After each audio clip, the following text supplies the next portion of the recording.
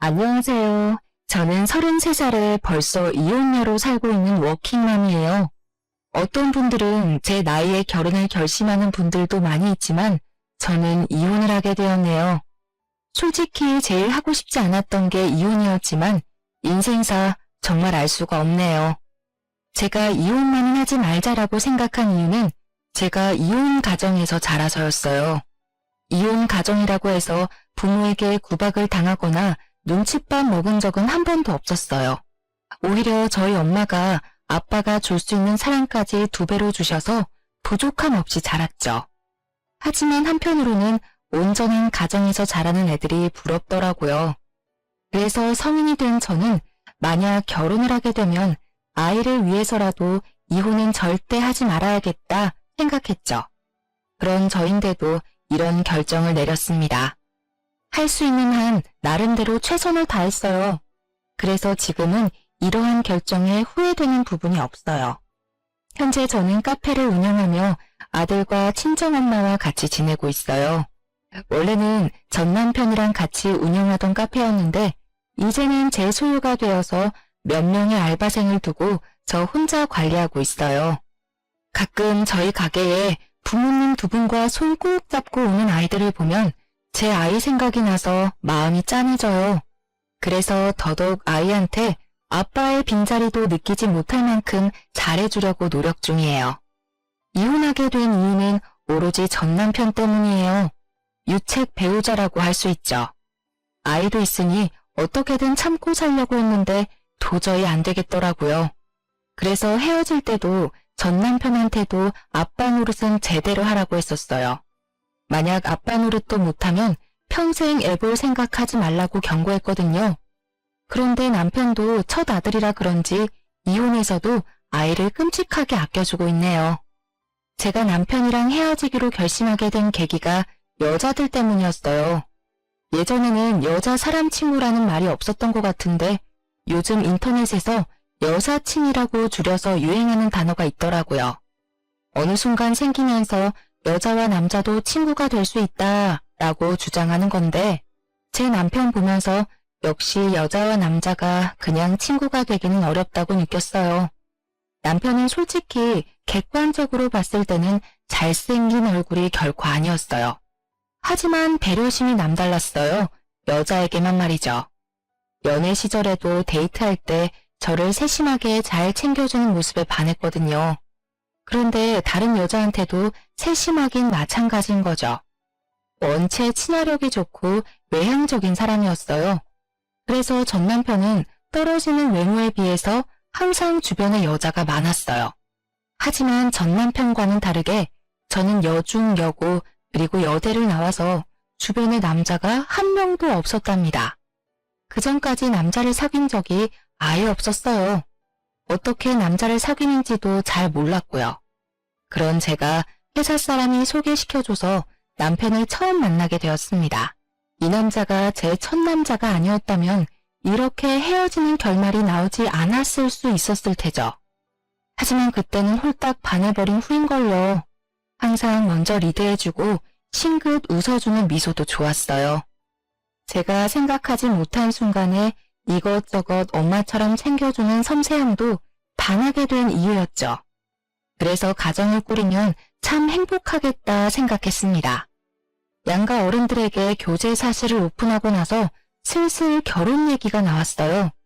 친정엄마가 부족함 없이 해주셨지만 이혼 가정에서 자랐다는 이유로 시모의 언짢은 표정을 피할 수는 없었죠.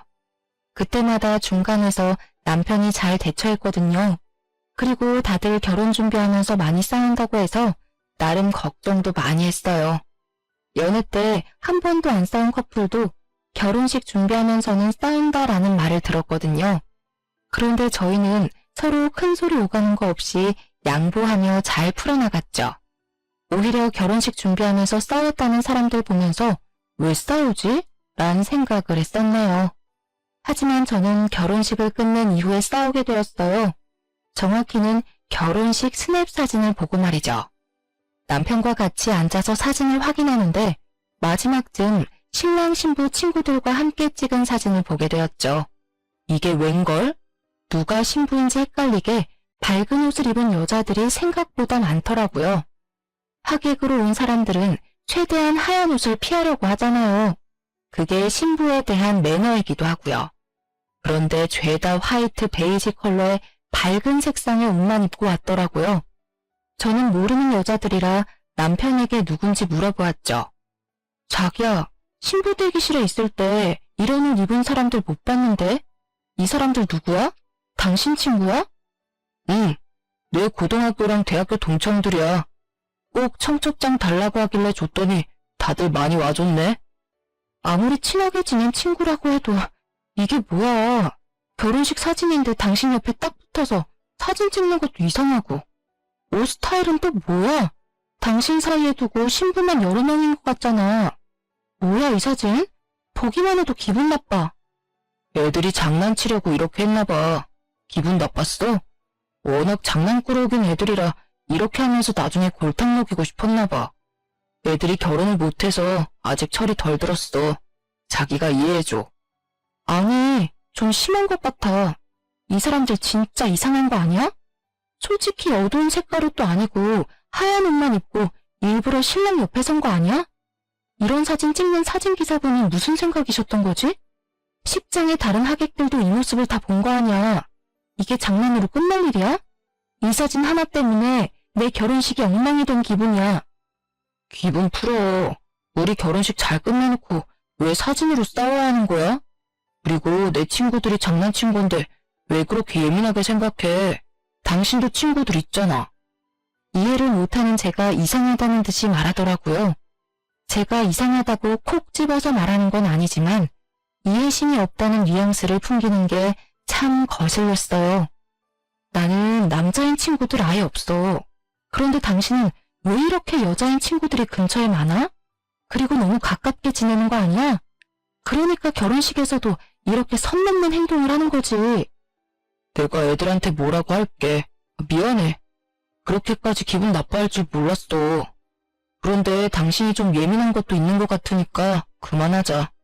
결혼식 사진을 옆에서 찍었다는 이유로 내가 계속 죄인처럼 당신한테 사과하는 것도 좀 기분이 별로네. 뭔가 내가 잘못한 행동한 것도 아닌데 일방적으로 쏘아붙이니까 나도 좀 당황스러워. 탓할 사람이 없으니 괜히 남편한테 화를 내고 말았습니다. 솔직히 남편이 친구들한테 그렇게 입고 오라고 시킨 것도 아닌데 남편한테 뭔 죄가 있을까 싶어서 참고 또 참았네요. 그리고 여기 밝은 색상의 옷을 입은 친구들과는 친하게 지내지 말라는 말도 했고요. 남편도 알겠다고 했으니 그렇게 일단락 되는 듯 했습니다. 그런데 또 다른 문제가 생겼어요. 신혼 1년도 안 돼서 남편의 밥줄이 끊겨버린 거였죠. 남편이 다니던 회사가 사정이 안 좋아지면서 줄줄이 광고 사직을 당하고 있다더라고요. 결국 남편까지 사직을 당하고 말았죠. 한순간에 백수가 된 남편은 매일 게임만 했어요. 어쩔 수 없이 벌어오는 돈이 반으로 확 줄어드니 식비는 최대한 아끼며 살았습니다. 하지만 그것도 3달이 넘어가니 점점 불안해졌어요. 그리고 서로 대화하는 시간도 줄어들었고요. 제가 아침에 출근하면 남편은 잠을 자고 있고요. 제가 퇴근 후 잠을 잘 때 남편은 새벽 늦게까지 게임을 하고 자더라고요. 그러니 백수아들 둔 엄마의 심정으로 하루하루 근심만 늘어났습니다. 솔직히 아무 말 안 해도 남편이 취업 준비를 다시 할 줄 알았는데 전 직장에서 오래 일했다는 이유로 놀고만 있는 거였죠. 그리고 이것뿐만이 아니에요. 그때쯤 제가 임신을 한 거예요. 유일하게 회사를 다니던 제가 임신을 했으니 아무리 유급 휴가를 받더라도 정상적인 생활이 힘든 수준에 도달하고 말았죠. 이 막막한 기분을 어떻게 해야 되나 많은 고민을 했습니다. 남편과도 많은 대화를 나눴고요. 그런데 남편이 뜻밖의 말을 꺼냈습니다. 여보, 우리 퇴직금 받고 대출 좀 받아서 카페 장사할까? 그게 무슨 말이야? 당신 커피는 탈 줄 알아? 여보, 아르바이트도 많이 안 해봤다며. 커피 타는 거야 어려운 일도 아니고. 학원 가서 1~2달 배우면 할 수 있어. 그리고 동네 카페 가서 몇 달 아르바이트 하면서 배워도 보고. 사실 내가 카페 사장이 되는 게 꿈이었거든? 그땐 회사도 다니고 있고 카페를 차린다는 게 말도 안 되는 일이었지만 지금은 상황이 다르잖아. 여보가 곧 배도 불러올 텐데 서로 자유롭게 근무 시간 정해서 일하면 편하지 않겠어? 당신도 산부인과 가거나 애 돌볼 때도 자영업하는 게 편하고 말이야. 그렇긴 하네. 근데 아무리 그래도 요즘 같은 불황에 자영업은 좀... 에이, 걱정 마. 내가 카페 메뉴도 연구하고 당신보다 근무도 더 많이 할게. 그리고 나 백수 됐는데 언제까지 취직도 못하고 이렇게 살 수는 없잖아. 여보도 알지?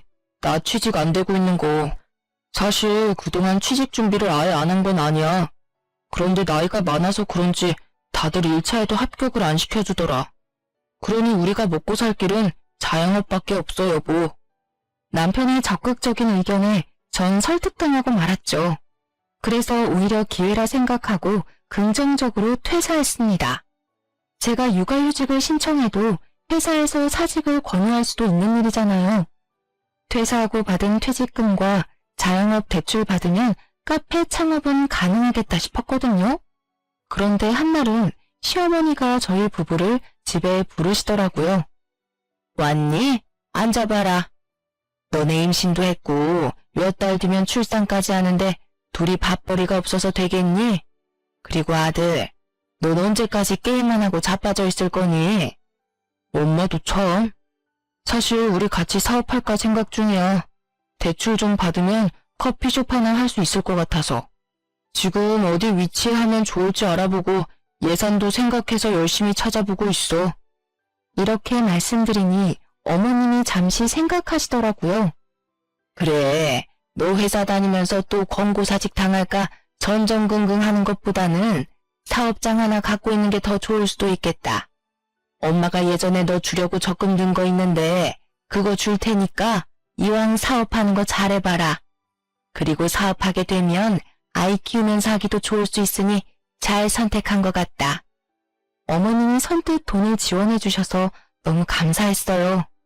원래 남편 주려고 10년 전부터 적금을 들어놓으셨더라고요. 어머님이 5천만 원 정도 지원해 주셨죠. 그래서 매일 남편이랑 학원도 다니고 창업할 카페 위치도 찾으러 다니면서 카페 사업에 박차를 가했어요. 다행히 목이 좋은 곳에 금매로 나온 자리에 빠르게 얻었어요. 역 바로 앞에 있는 자리였는데요. 자리가 좋아서 그런지 생각보다 손님이 많이 찾아왔습니다. 오전부터 정신없이 일하고 11시가 넘어 퇴근해서 침대에 누우면 3분도 안 돼서 잠이 들었죠. 임신 초기라고 하지만 너무 스트레스 받으면 몸에 무리가 갈까봐 알바생도 고용했어요. 남편도 탄탄하게 자리를 잡으려면 아무래도 2~3명은 필요하다고 말했고요. 창업하고 한 3개월 동안 메뉴 개발도 하고 인테리어 손도 보고 많이 바빴는데요. 알바생도 뽑고 카페도 장사가 잘 되니까 이제는 남편이 점점 술을 먹고 퇴근하더라고요. 처음엔 이해를 해주려고 했지만 임신한 와이프를 두고 너무 늦게 오는 거 아니냐며 한 소리를 했습니다. 그랬더니 처음에는 알겠다고 하더라고요. 하지만 다음날도 술에 취해 인사불성이 되어 들어오더군요. 남편이 꼴도 보기 싫어서 작은 방 가서 잤는데 아침에 일어나고 보니 감기에 걸렸는지 몸이 오돌오돌 떨리더라고요. 오한이 살짝 들길래 당일 산부인과 진료를 보려고 남편에게 대신 카페를 봐달라고 부탁했죠. 여보, 나 오늘 몸 상태가 너무 안 좋아서 병원 갔다가 집에서 좀 쉬어야 할 것 같아. 내가 어제 원두 발주 넣은 거 있으니까 빠르면 오늘 오후, 늦으면 저녁까지 도착할 거야. 아, 그리고 생크림 도착하면 개수 확인해서 나한테 말해줘. 내가 오늘 하려고 했는데 도저히 안 되겠어. 좀 부탁할게.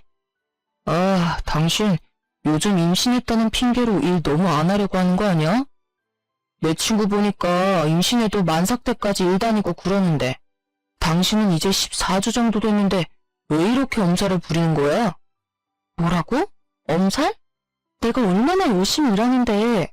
그리고 저번에 부탁한 것도 산부인과 진료 보러 간다고 뺀 거잖아. 당신 진짜 너무하다 너무해. 다른 사람 애기도 아니고 당신 애기야. 왜 날 못 잡아먹어서 안달이야? 당신은 그럼 술에 취해서 맨날 퇴근하면서 나한테 할 소리야? 요즘 카페 일도 대충 하고 일에 전혀 집중을 안 하잖아. 나는 배도 불러오는데 열심히 일도 해주잖아. 진짜 서러워서 살겠니? 아니, 의사 선생님이 안정기라고 하는데 당신이 계속 힘들다고 하니까 나도 힘든데 짜증이 나서 그랬어. 미안해.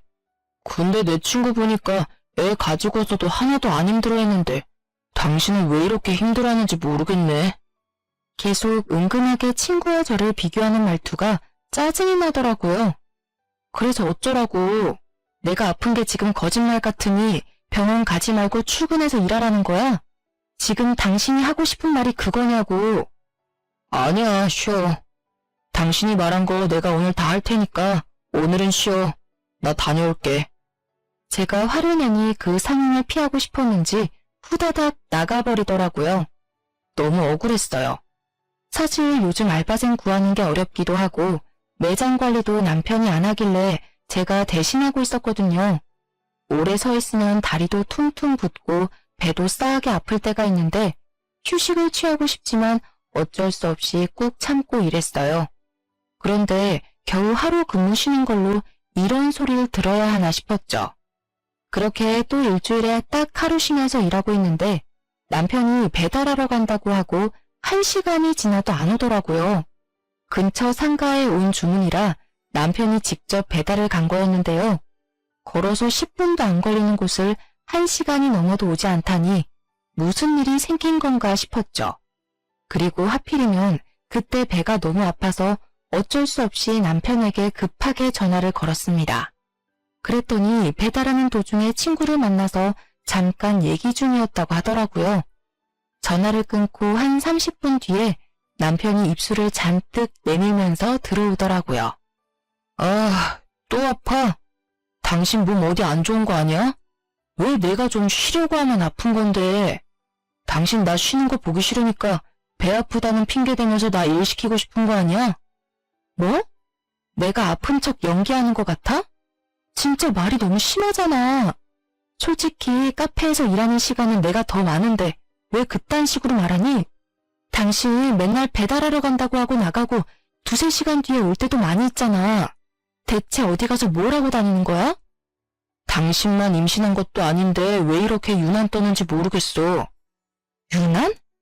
유난? 지금 나한테 그게 할 소리야? 내 여사친 보니까 당신 엄살 부리는 것 같은데 그냥 내가 노는 거 꼴 보기 싫고 애 핑계로 쉬고 싶으니까 그런 거 아니야? 또 여자인 친구들이랑 저를 비교하더라고요. 순간적으로 얘 누구 만나고 다니나? 라는 생각을 하게 되었어요. 그래서 급하게 핸드폰을 달라고 했어요. 서로 비밀번호 안 해놓고 살아서 바로 문자와 메신저를 확인했는데요. 톡은 최근에 대화한 사람들이 제일 상단에 뜨잖아요. 여자들 3명에 남편 1명인 단톡방이 제일 위에 있더라고요. 그리고 계속 알람이 울렸어요. 들어가서 확인해보니 정말 가관이더라고요. 남편이 제 욕을 써놓으면 여사친이라고 하는 애들이 나도 임신해봤는데 걔는 엄살 부리는 것 같다. 너 노는 꼴 보기 싫어서 계속 배 아프다고 하는 것 같다 등등 채팅방이 거의 제 욕으로 도배되어 있었죠. 그리고 배달하러 사라지고 뭐하나 싶었는데 그때마다 여사친들 만나서 수다 떨고 놀았더라고요. 4명이서 뭐가 그렇게 즐거운지 순간 배신감에 손이 부들부들 떨렸습니다. 자긴 아주 내 욕하느라 바쁘네? 아내 욕하는 게 재밌나 봐? 나는 뭐 아프고 싶어서 아파? 그냥 네 여사친들이랑 살아. 뭐하러 나랑 살아? 나는 너 노는 거 보기 싫어서 일부러 배 아픈 척하는 사람인데 나도 힘들어서 애들한테 하소연한 거지. 뭐 내가 진짜 그런 생각으로 한 말이겠어? 당신 나를 그렇게 몰라? 솔직하게 말해봐. 내가 임신해서 유세 부리고 일하기 싫어서 농땡이 피운다고 생각하지? 그럼 그냥 그 여사친이랑 같이 살아. 내가 만삭 사진 찍으러 가자 할 때는 카메라 울렁증 있어서 싫다고 하더니 여기 봐. 니네 여사친들이랑 사진을 참 많이도 찍었네? 진짜 웃기지도 않아. 임신한 네 친구들이랑 만삭 사진도 같이 찍으러 가지 왜? 뭘 또 그런 걸로 삐지냐? 가만 보니 여보는 속이 너무 좁아. 그건 그냥 애들이랑 심심하니까 찍은 거지. 혹시 당신 의부증 있어? 그냥 친구들이야. 말 그대로 친구라고. 내가 왜 이런 걸로 욕을 먹어야 되지? 일 빼달라고 한 건 당신인데 내가 왜 욕을 먹어야 되냐고. 아, 그래? 그럼 그렇게 좋아 죽고 못 사는 여사친들이랑 살아. 내가 빠져줄게. 어? 내가 이혼해 줄 테니까 네 여사친들한테 가버리라고. 계속 얘기를 할수록 저를 이상한 사람으로 몰아가더라고요. 말도 안 되는 논리를 밀어붙이면서 내가 의부증이네 뭐네 이러는데 꼭지가 돌아버리는 느낌이었죠. 저도 지고 싶지 않아서 더 밀어붙이면서 얘기했어요. 제가 막 씩씩거리니 남편이 애기 핑계를 대면서 진정하라고 하는 거 있죠? 당신 지금 너무 흥분했어. 임산부가 이렇게 흥분하면 어떡해? 뱃속에 애기 생각 좀 해. 뭐? 애기 생각을 해? 당신이 그렇게 말하면 안 되지. 내가 스트레스 받는 이유는 전부 당신 때문인데. 에휴, 말을 말자. 적반하장인 남편은 카페를 박차고 나가버렸습니다. 남편의 친구들 3명과 제 욕을 신명나게 할 줄은 꿈에도 몰랐던 사실인데요. 심지어 한 명은 결혼했고 저와 마찬가지로 임신까지 한 여자인데도 저를 몰아세우더라고요. 참 어이없지 않나요? 이후로 남편과 서먹서먹한 사이를 유지했습니다. 일적으로만 대화하고 집에 와선 대화가 거의 없었어요. 그 사이 출산 시기가 다가왔고 무사히 출산을 했죠. 아이를 낳는 그 순간에도 남편은 이 핑계 저 핑계 대면서 출산 현장을 보러 들어오지 않았습니다. 여보, 남자가 출산하는 거 보면 나중에 충격 먹고 부부 사이 더 나빠진대. 나도 우리 희몽이 보고 싶긴 한데 출산 과정 전부 보면 앞으로 둘째는 없을까봐 걱정돼서 산실에는 안 들어갈게. 출산을 끝내고 몸을 회복하는 중에도 남편은 간간히 얼굴을 비출 뿐이었습니다. 불편하게 만드는 건 시모도 마찬가지였어요. 처음엔 남편이 몸조리를 시모에게 맡기려고 했나 봐요. 여보, 우리 엄마가 아무래도 같은 여자니까 몸조리 도와주시겠대. 다행이지? 내가 특별히 엄마한테 부탁했어. 뭐? 말이 되니? 며느리 입장에선 시어머니가 얼마나 불편한데 무슨 생각으로 부탁한 거야? 됐어, 필요 없어. 당신이 집에서 아기 열심히 봐주면 되잖아. 너무 힘들면 친정엄마 부르면 되고. 우리 집에 장모님을? 자기야, 나 불편해서 어떻게 살라고. 내 생각은 안 해? 나 장모님이 거주하면서 아이 봐주시면 차라리 내가 나가서 지낼게. 시엄마 부르는 건 괜찮고 장모님은 싫다 이거야? 임신과 출산은 내가 했는데 당연히 산모를 더 배려해줘야 맞는 거야. 암튼 그런 식으로 할 거면 나 그냥 친정에 한 달 동안 살 거야. 그렇게 알아. 아, 그리고 어머니한테 말씀 잘 드려. 오해하게 하지 말고. 분명히 당신이 장모님 불편해해서 내가 친정 가는 거야. 알겠어? 산후조리를 끝내고 친정에서 한 달간 지냈는데요. 주말마다 남편이 친정에 오긴 했는데 아이 얼굴만 확인하고 빠르게 가더라고요. 내심 아이에게 무심한 남편 모습에 서운함은 참을 수가 없었죠. 하지만 카페 일이 바쁘다길래 일하러 빨리 가라고 했어요. 그렇게 친정엄마 덕분에 꿀 같았던 한 달이 빠르게 지나갔어요. 당연히 남편은 신생아를 다룰 줄도 모르니 집에 와서 육아는 오로지 저 혼자 했고요. 하지만 손목은 끊어질 듯 아프고 몸은 퉁퉁 붓는데 남편은 매일 밤늦게 퇴근하더라고요. 이유를 물어도 알바생이 그만둬서라며 짧은 대답밖엔 해주지 않았어요. 그러던 어느 날 아침 아기가 먹을 이유식을 요리하고 있었는데 고등학교 친구가 오랜만에 연락이 왔더라고요. 어머, 웬일이야? 결혼하고 바빠서 전화 한 번 못했네. 잘 지내지? 현지야, 지금 그게 문제가 아니야. 나 지금 친구 만나러 나왔다가 너희 남편 본 것 같거든? 근데 옆에 다른 여자랑 팔짱 끼고 있더라고. 다른 사람일 수도 있지만 혹시 몰라서 사진도 찍어놨거든? 너는 남편이니까 잘 알아볼 거 아니야. 내가 사진 보낸 거 한번 확인해봐봐. 뭐? 알겠어. 솔직히 제 남편은 여자인 친구가 많기는 하지만 잘생긴 얼굴은 아니에요.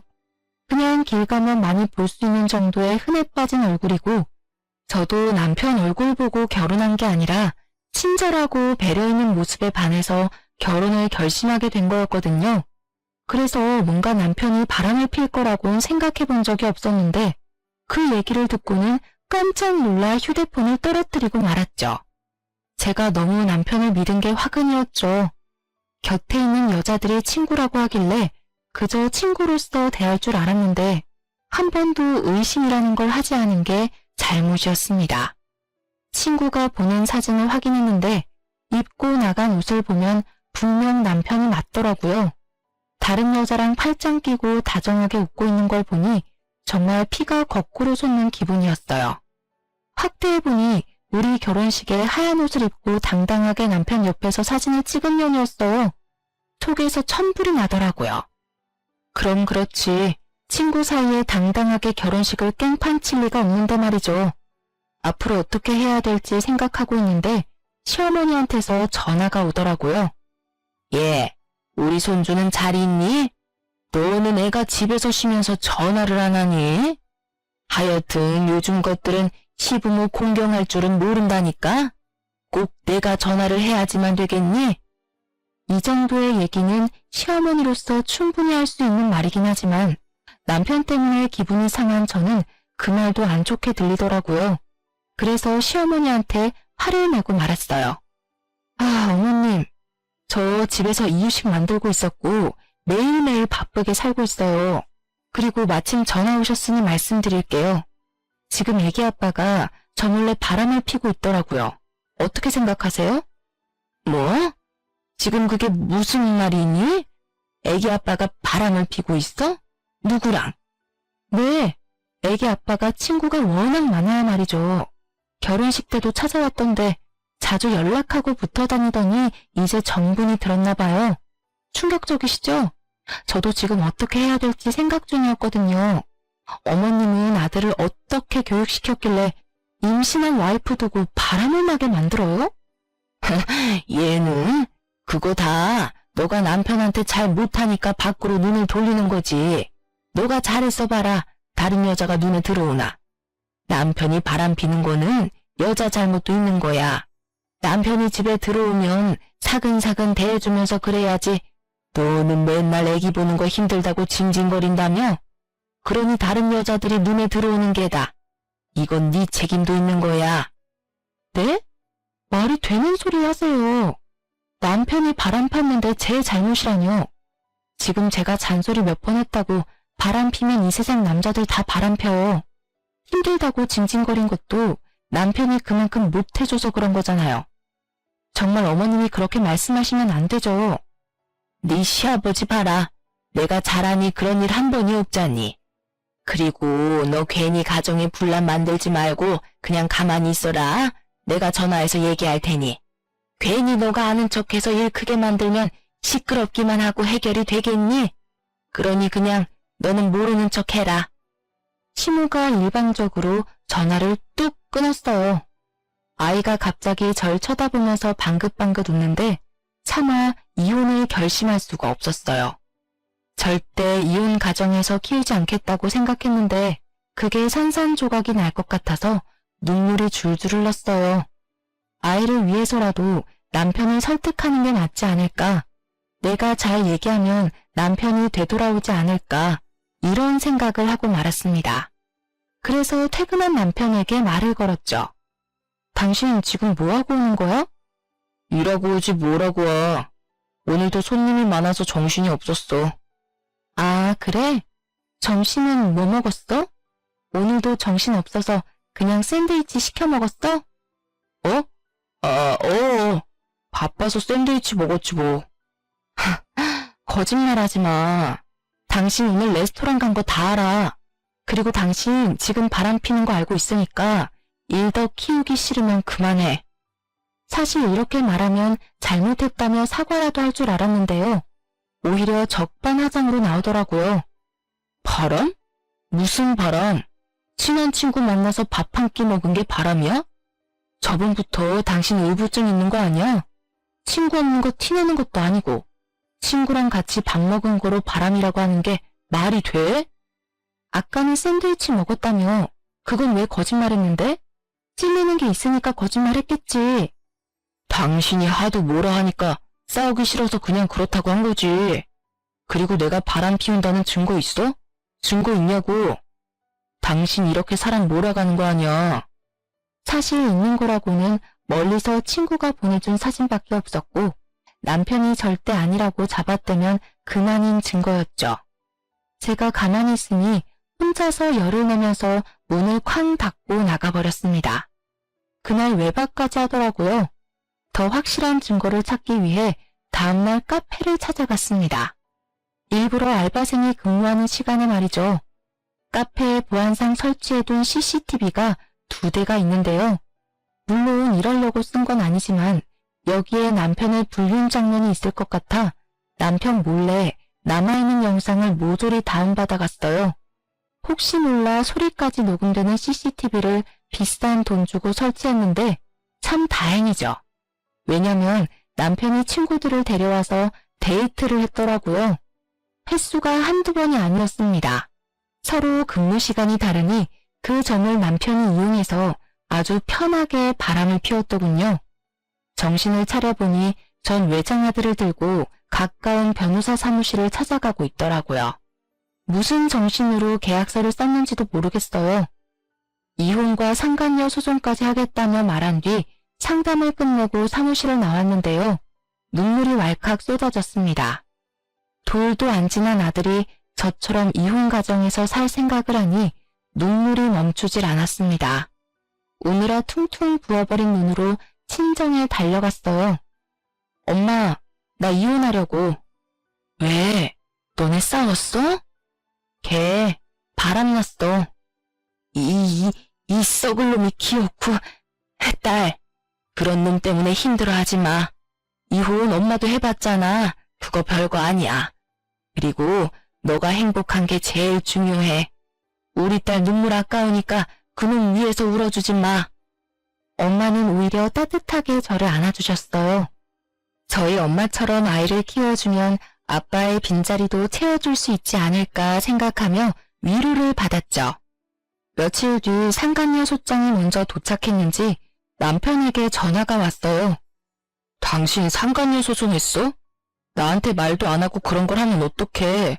그리고 나랑 걔랑 그런 사이도 아니야. 당신이 착각한 거라니까. 당신 바람 핀다고 나한테 말하고 폈어? 아니잖아. 근데 내가 그걸 왜 얘기해줘야 해? 그리고 당신도 이제 변호사 선임해. 나 당신이랑도 이혼할 거야. 상간녀인지 아닌지는 법정에서 판결해 주겠지. 장모님이 이혼해서 당신도 이혼 쉽게 생각하는 거야? 뚫린 입이라고 함부로 말하지 마. 바람 피는 아빠는 우리 지호도 필요 없어. 그리고 당신이 그런 말할 자격이나 돼? 긴 말 필요 없고 내 생각은 변함없어. 당신도 준비해. 그리고 카페에서 당신 지분은 없어. 당장 짐 빼버려. 뭐? 왜? 카페 차릴 때 우리 엄마 돈 들어갔잖아. 그리고 그렇게 돈 벌어서 이 집도 산 거고. 당신이 한 게 뭐가 있어? 맨날 힘들다고 집에만 있었으면서 일을 해도 내가 더 많이 했고 우리 엄마가 자금도 도와줬으니 나가야 하는 건 당신이지. 잊었어? 카페 임대 계약 내 명의로 했잖아. 사업자 대출 일으킨다고 내 명의로 계약한 거 잊었어? 그리고 재산 분할은 법정에서 가정에 대한 기여도로 따지는 거야. 네가 백날 떠들어봤자 넌 유책 배우자라고.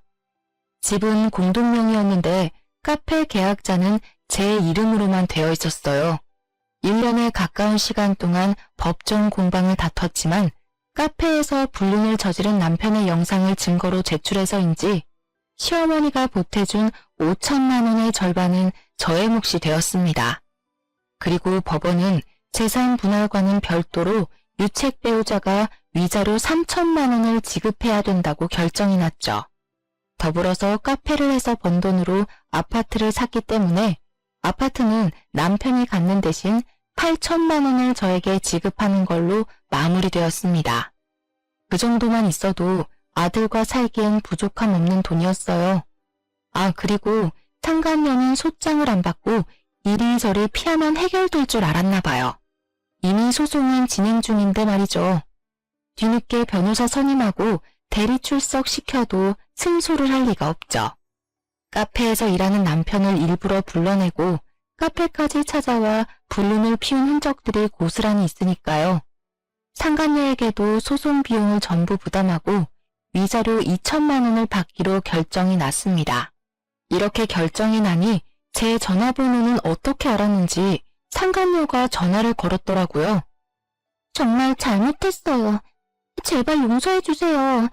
제가 그러려고 그런 게 아니에요. 정말 그때는 정신이 나갔었나 봐요. 이렇게 빌게요. 진짜 무릎이라도 꿇으라 하시면 제가 무릎도 꿇을게요. 제발 한 번만 봐주세요. 웃겨? 내 남편 그렇게 가지고 싶다면서 이제 와서 왜 이래? 지혜 씨가 임신한 와이프 두고 사귀자고 내 남편 꼬시는 거 이미 다 봤어. 서로 좋아 죽던 살면서 소송 당하니까 무서운가 봐? 멍청하게 패소하고 위자료 물게 억울하니? 그럼 전 남편한테 돈 내달라 하던가. 암튼 법대로 하면 될 일을 입 아프게 또 말하게 하네. 멍청한 년. 울며 불며 소리치는 상간녀 목소리를 들으면서 전화를 끊어버렸어요. 그리고 또다시 전화가 오길래 차단을 해버렸네요. 핸드폰 번호를 바꿀까 생각도 했었는데 제가 나름 사업을 하고 있다 보니 전화번호 바꾸는 게 생각보다 큰 일이 되더라고요. 그래서 받기 싫은 전화는 차단했어요. 남편이랑 이혼도 상간녀 소송도 나름 만족스럽게 마무리되었어요. 하지만 전 남편이 아이 생각해서 재결합하는 거 어떠냐 애원하는 문자를 여러 번 받기도 합니다. 아들의 친권과 양육권을 모두 가져왔지만 추후 아이 문제로 연락은 주고받아야 하니 전 남편까지 차단하지 못했는데요. 제가 얼마나 우스웠으면 이런 소리를 할까 싶네요. 항상 아들을 걸고 넘어지는 남편의 화법이 지긋지긋하네요.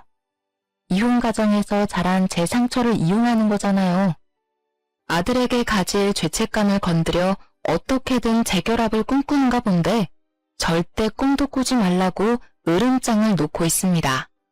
이혼 후에는 친정엄마랑 같이 카페를 운영하기로 했어요. 엄마가 딸내미 걱정된다고 선뜻 도와주겠다고 먼저 연락해 주셨어요. 하여튼 저희 엄마는 제가 인생의 1순위인 사람입니다. 그리고 엄마가 포장 고객이 80%인 매장에 함께 팔 디저트가 필요해 보인다며 쿠키를 같이 팔자는 아이디어를 내주셨어요. 엄마가 베이킹을 한 달 정도 연습하시더니 수제 쿠키를 뚝딱 만드시더라고요. 덕분에 예전 남편이 운영했을 때보다 수익이 2배가 늘었죠. 애초에 자리 잡는 것부터 거래처 알아보는 것도 제가 한 일이에요. 남편이 알바생 관리만 하고 청소만 맡아서 했지 카페 운영에 큰 도움은 되지 못했거든요. 엄마가 장사를 도와주니 매출은 보란듯이 껑충 뛰었습니다. 한 번씩 카페에 꼴 보기 싫은 인간이 찾아오기도 하는데요. 그마저도 친정엄마가 얼굴 보기 싫다며 내쫓아버렸죠. 요즘 열심히 일해서 돈도 잘 벌려서 너무 행복합니다. 아이가 쑥쑥 커가는 모습을 보면서 그래도 이혼을 잘 선택했다 생각하네요. 곧 있으면 어린이집에 들어갈 텐데 혹시라도 아이가 아빠를 찾을까봐 그게 좀 두렵긴 하네요. 저희 엄마가 인생 선배시니까 엄마가 해주신 것처럼 저도 제 아들에게 아빠의 사랑까지 듬뿍 주려고 합니다. 각자가 선택한 삶에는 스스로 책임을 져야 되잖아요. 저는 제 아들을 책임지는 멋진 엄마로 살아가 보려고 합니다.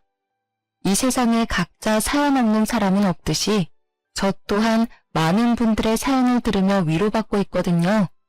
이 사연을 들으신 여러분들, 저에게 응원의 말 한마디 부탁드립니다. 감사합니다.